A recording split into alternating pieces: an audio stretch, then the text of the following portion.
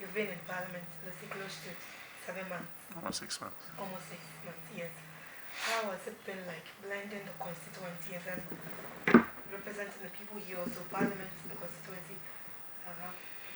Well, firstly, I want to thank you for this opportunity and thank your viewers and listeners.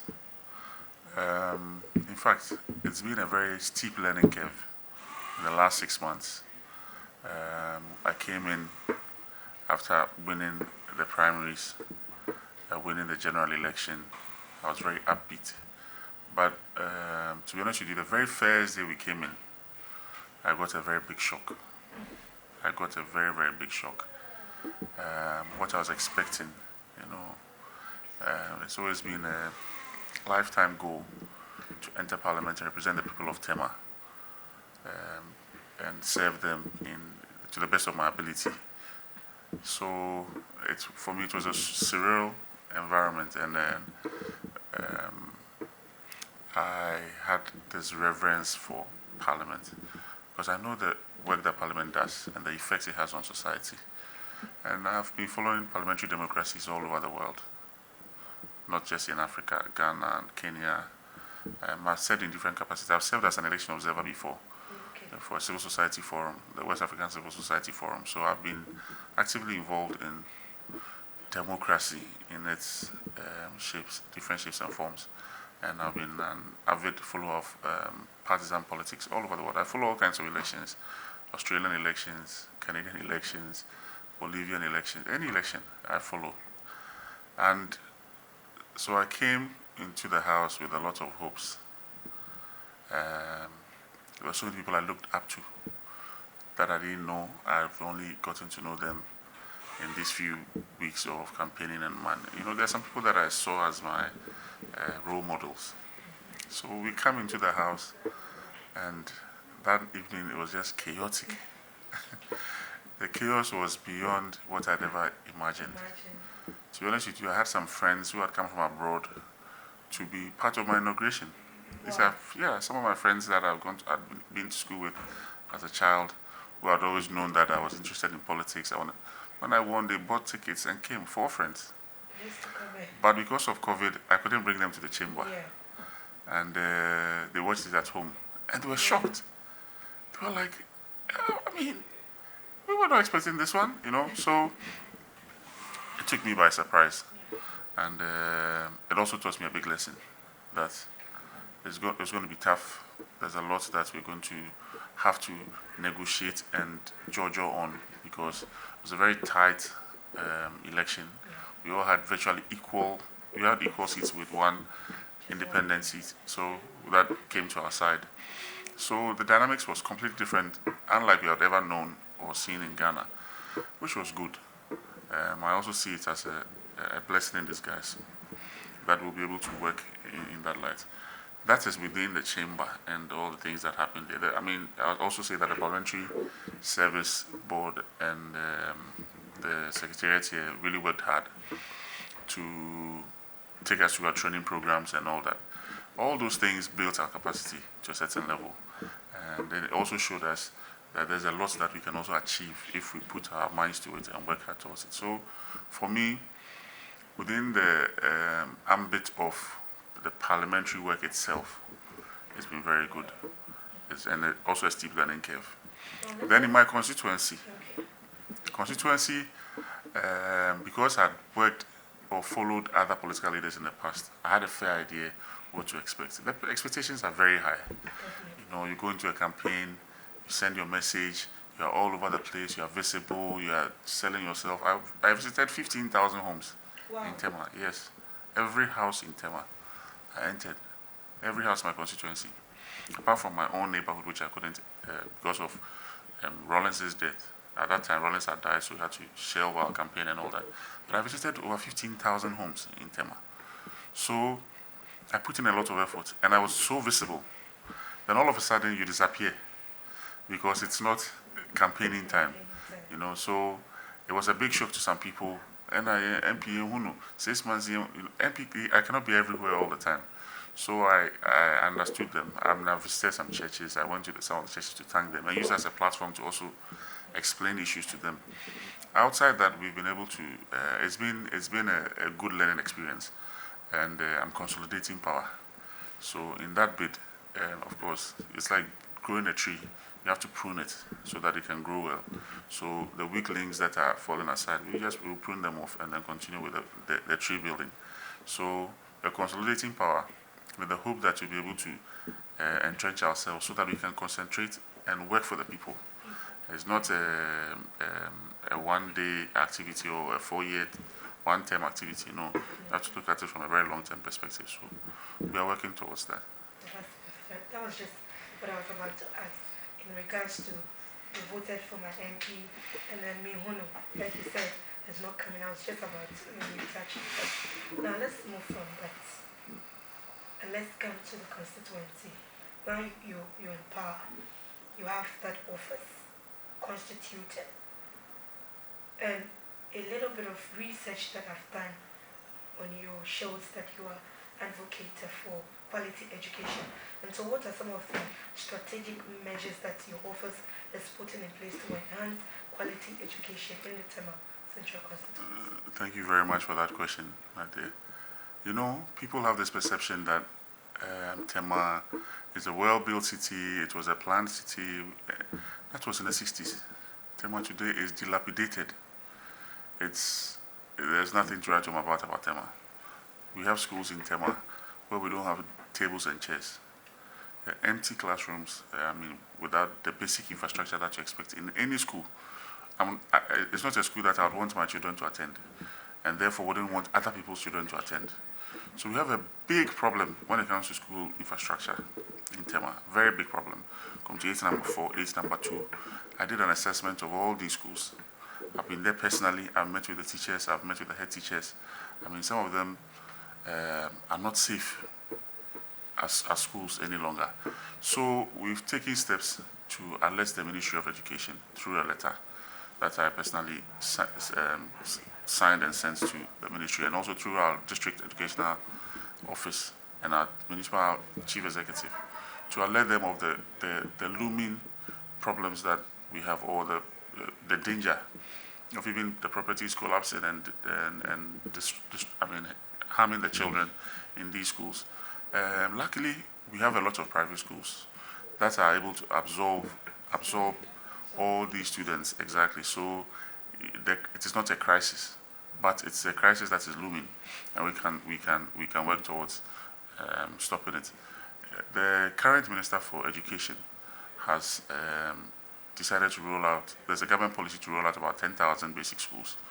It's something that we are also earmarking, and we are working towards having some in Tema. In Tema, we might just need one big good school, one big good school that can absorb about 2,000 students, with a JSS and primary school all integrated.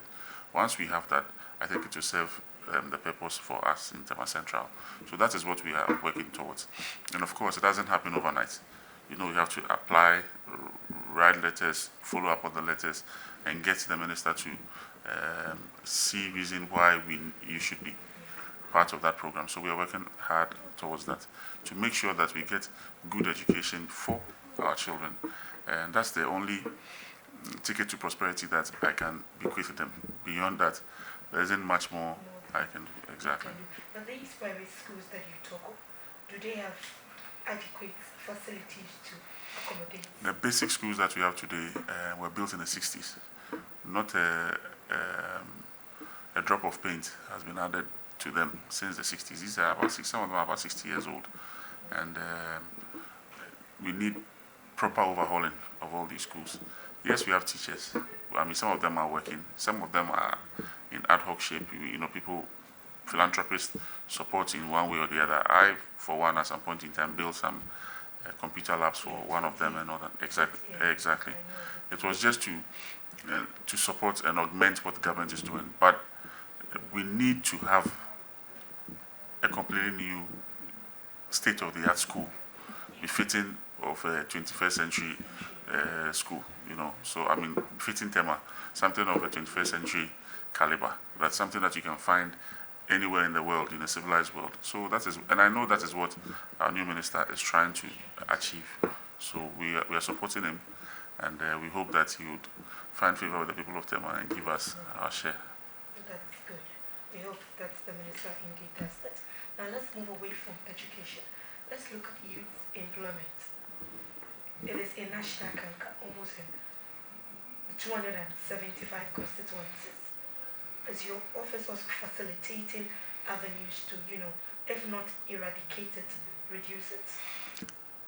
We are working. In fact, what my biggest problem, or the biggest problem I have, is youth unemployment in Tema Central specifically, because we grew up in an industrial city, or Tema was an industrial city. Today, it's a pale shadow of itself. Literally, most of the industries are on their knees.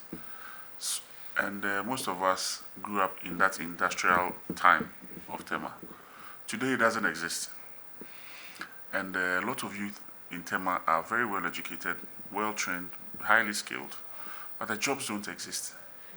It is for us as political leaders or leaders of the community to now push for job creation.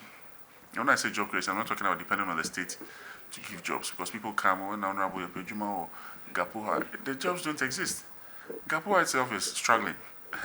The former government, the NDC government, gave the meat to MPS and left the bones with Gapuha. To quote President John Mahama, this is the reality. So, the jobs don't exist. And we have these teeming youth that are pushing for opportunities, because you drive through in these working hours and you see them all sitting idling by the roadside. What I am trying to drive at is to rather push for investors to invest in Tema. So as part of my program, I'm hoping that my new MC is appointed as quickly as possible, so that we embark together, we'll follow the GIPC on all its trips, to embark on inviting investors to Tema specifically, not necessarily to Ghana as a whole, but to Tema specifically. And one of the things that we are trying to push is that we already have that industrial base and the skill set to industrialize. So if you want to come in, you can plug and play in Tema Central. That's the program. Plug and play your business in Tema Central, so that you can bring your business into Tema, plug, and West Africa will be your market. We are looking at white label manufacturing. When we say white label manufacturing, we're talking about manufacturing that does not necessarily produce for a particular brand, produce for a particular brand, but produce for as many brands as possible. So, if you are, for example, a microphone producer, when you come to Tema, if you are, for example, a microphone producer and you came to Tema, you don't have to produce for Adwa TV only. You can provide for everybody and their brand. So that is what we mean by white label manufacturing, like was done in Guangzhou, in southern China. That is the kind of concept that I want to push for. Use my office to attract investments into Tema. That is the only way I can create jobs for my people and ensure employment for them, because opportunities don't exist. Everybody comes and wants to join a government service, maybe immigration, customs, and all that. I mean, how many of them can you employ in those places? When those opportunities come, we will push. But for me, I'm looking at how I can bring foreign direct investments into Tema, most especially, so that we can create jobs for our people.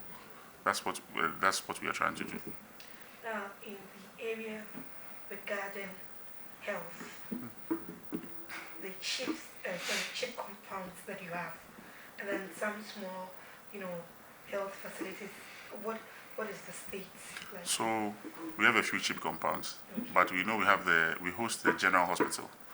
The General Hospital does not only serve the people of Tema, it serves the whole, I would say, eastern corridor of Ghana, from Ashama, Tema, all the way to Ada, maybe before Bato, because there's a Bato Regional Hospital there. But we serve that whole space, and all that. And it's positioned to become a regional hospital.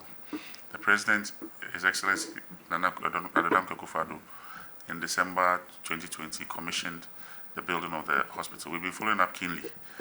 Soil tests and a few tests are being done, which of course, these are preliminary tests that need to be done before the hospital is built. But the hospital is positioned to even serve the west of West Africa all the way to Lagos. If we're able to put it, that modern hospital is built, you can look at medical tourism. People travel all the way from here to India for medical checkups and all that. People from Nigeria can also come into this direction. We have to look at all those opportunities. So for us, we are banking our hopes on the new hospital being built. Fortunately, in the budget that we passed, it was part of the projects that government had earmarked and were passed. However, until the new hospital is built, we are still pushing for a few basic things to be done. So, for example, the Terminal General Hospital has a very small theater.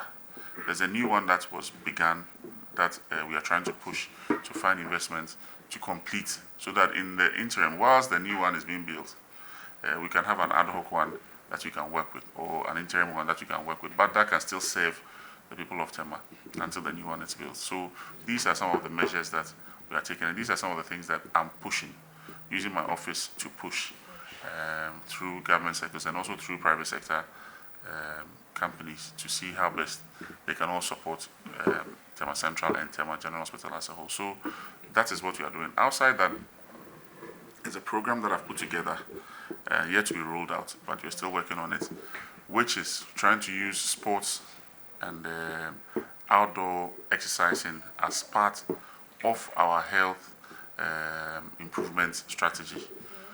Because most of the diseases that we find, or the sicknesses that we find in our hospitals, are either respiratory related, or heart related, or lifestyle related.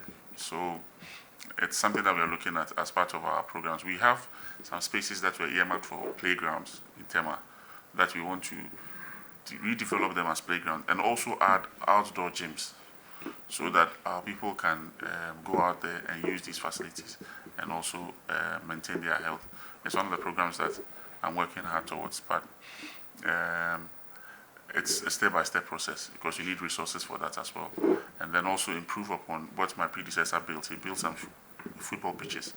We also want to add a few of them, and then add some basketball and what you call multi-court playgrounds, so that we can improve the health of our community generally. Okay, so on the floor of Parliament, do you have some statement, questions, probably, grievances from the constituents that must be laid on the floor of Parliament? So we've done, in fact, I have done a statement on pre-eclampsia. One of my constituents, Ms. Efia Sapon, she is an advocate for that, and she approached my office. We had a discussion on that. She has an NGO, a foundation that supports or that advocates for pre-eclampsia. So she approached me. We put a paper together, and I presented it on the floor of Parliament as a statement, which also drew a lot of attention and also drew a lot of discussion and commentary from both sides of the House. Yes, and that's one. There are a few others that we are still working on to bring onto the floor. One is on urban poverty. It's a big problem that we face in Tema Central. There are a lot of squatters and all that, and urban poverty is a real problem. People think that poverty is limited to rural poverty alone, but there's urban poverty, which is even maybe widespread and much more damaging and dangerous than rural poverty. So we are looking at that as well. We are working on that. That paper will also come to Parliament. And recently, another constituent brought, who is also advocating for something else called Crohn's disease. I only got to know about it a few days ago. We are still researching on that, and if we have the opportunity, we'll lay a paper, we'll make a statement on the floor of the House in that regard as well. Those are things that I'm advocating for. And then also I contribute effectively at my committee level, where I serve as the Vice Chairman of the Youth and Sports Committee, Youth Sports and Culture Committee. So all these things, we're working on them. There's an opportunity for us also to bring, I'm looking at also putting up a private members bill on how to regulate religious bodies in Ghana. As we speak, we don't regulate religious bodies in Ghana. And I think it's about time that we're able to regulate them, bring them under the ambit of the law, so that we'll be able to get the best out of them. We have over 100,000 registered churches in Ghana. I mean, you should be able to know who they are, what they do, and what they are selling. Of course, you're not going to tackle issues got to do with God's calling on somebody. It's got nothing to do with that. But some basic things, ethics, some of the things you cannot say out of your pulpit, things that can create mayhem, things that can incite people to do unnecessary things. So these are a few things that are going to work out. These are some of the things that I want to advocate for going on into the future. So it's a 4-year journey.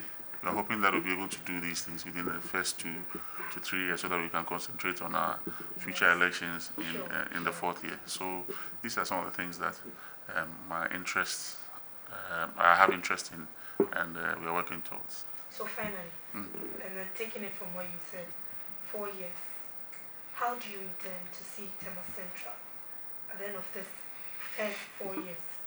At the end of this 4 years, I'm hoping and believing in God that He'll give me the wisdom to be able to serve them the way I had promised to serve them. I mean, when I went out on my campaign, the only thing I told everybody, my constituency, was that I was going to serve them in sincerity and in truth. Beyond that, I didn't say anything else. I didn't give them any message apart from that, because that is what I believe I can do. Serving them in sincerity and in truth means that I'll do what is right before before God and in the eyes of the law and in their own eyes. So all these things that I've spoken about are things that I believe I can advocate for, I can work for. It's not all of them that we might be able to achieve, but in 4 years we should be able to achieve a lot. Something substantive that the people of Tema will give us another opportunity to come back here and serve them in the capacity that we find ourselves as Member of Parliament for Tema Central.